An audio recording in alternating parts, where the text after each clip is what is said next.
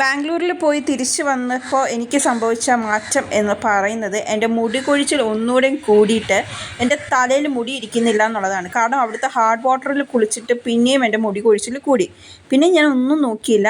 Off day എടുത്ത വലിയൊരു തീരുമാനമായിരുന്നു മുടി വെട്ടിക്കണ്ടിച്ച് ദൂരെ കളയുക എന്നുള്ളത്. അവസാനം എൻ്റെ ഫാദർജി പിന്നെ എൻ്റെ മുടിയിൽ തൊട്ട് കഴിഞ്ഞാൽ മുടി തഴച്ച് വളരും. അത് വേറൊരു കാര്യം.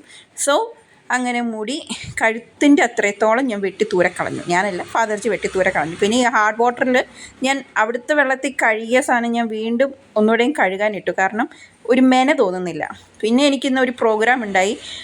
ആ പ്രോഗ്രാമിന് ഉടുക്കാൻ വേണ്ടി ഏത് സാരി ഞാൻ എടുക്കും എന്നുള്ളതായിരുന്നു ഒരു കൺഫ്യൂഷൻ.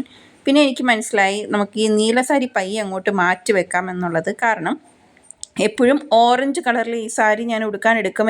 എന്തെല്ലാമോ റീസൺസ് ഒക്കെ വന്ന് വീണ്ടും ഞാൻ മാറ്റും. വീണ്ടും ഞാനത് അലമാരി വെക്കും. ഇതൊക്കെ തന്നെയായിരുന്നു. സോ ഐ തോട്ട് നമുക്ക് ഓറഞ്ച് സാരി ഉടുക്കാം. അതാണ് എൻ്റെ ഫൈനൽ ഡിസിഷൻ.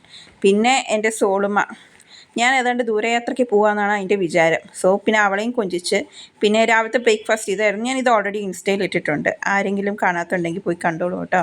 നല്ല റെസിപ്പിയാണ്. പിന്നെ ഞാൻ റെഡിയായി. വളരെ സിമ്പിളായിരുന്നു, മിനിമലായിട്ടുള്ള കാര്യമായിരുന്നു. ഒരു മാലയും ഒരു കുഞ്ഞി കമ്മലും. പിന്നെ കോട്ടൺ സാരിയാണ് ഞാൻ ഈ ഓറഞ്ച് സാരി എന്ന് പറയുന്നത്. Cotton sari makes me more beautiful. അത് സത്യമാണ്.